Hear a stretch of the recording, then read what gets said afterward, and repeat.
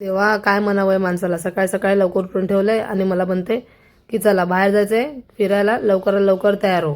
त्यामुळे लवकर तयार झाली मी आणि निघाले बाहेर जायला. आता कुठे जायचंय हे काय मलाही सांगत नाही माणूस. कुठे चाललोय दिशा? कुठे चाललोय? दीक्षा? कृष्णाकडे. कृष्णाकडे नाही मम्मा, कुठे चाललोय कृष्णाकडे नाही, सांगणार नाही तुला. सांगणार नाही, सरप्राईज आहे. मग राणीबाग. बार राणीबागला मी नाही येणार त्या वाघाला बघायला. कुठे जायचंय दीक्षू? कुठे जायचंय? Hi guys, on the spot चाललोय आम्ही बाहेर, पण हे सांगत नाहीत कुठे चाललोय. आता बघूया, हे बोलले सरप्राईज आहे, बघूया आता कुठे नेतो. साईबाबांचं दर्शन घेऊन मग नायगाव स्टेशनला पोचलो. तिथे तिकीट काढलं आणि मग स्टेशनवर गेल्यावर बघतोय तर काय, बापरे, खंडीभर गर्दी. मेगा ब्लॉक असल्यामुळे खूप गर्दी होती. मग काय, 1 तास स्टेशनवर थांबून विचार केला की विरार डाऊन मारायची. मग विरारला जाऊन मग रिटर्न आलो. त्याच्यातच आम्हाला 2 तास गेला. 2 तास पोचेपर्यंत चर्चगेटला पोचलो कसे बसे करून. अर्धे भूक लागून गेली होती, सकाळपासून काय खाल्लं नव्हतं.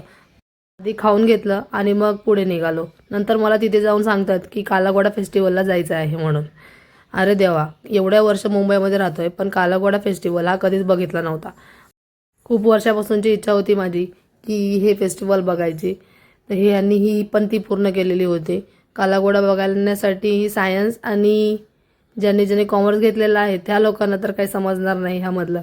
ज्यांनी आर्ट्स घेतलंय त्याच लोकांना ह्याचे महत्त्व हे माहिती असतं जास्त. हा बघा, इथे टेलिफोन ठेवलेला बापूला फोन करण्यासाठी.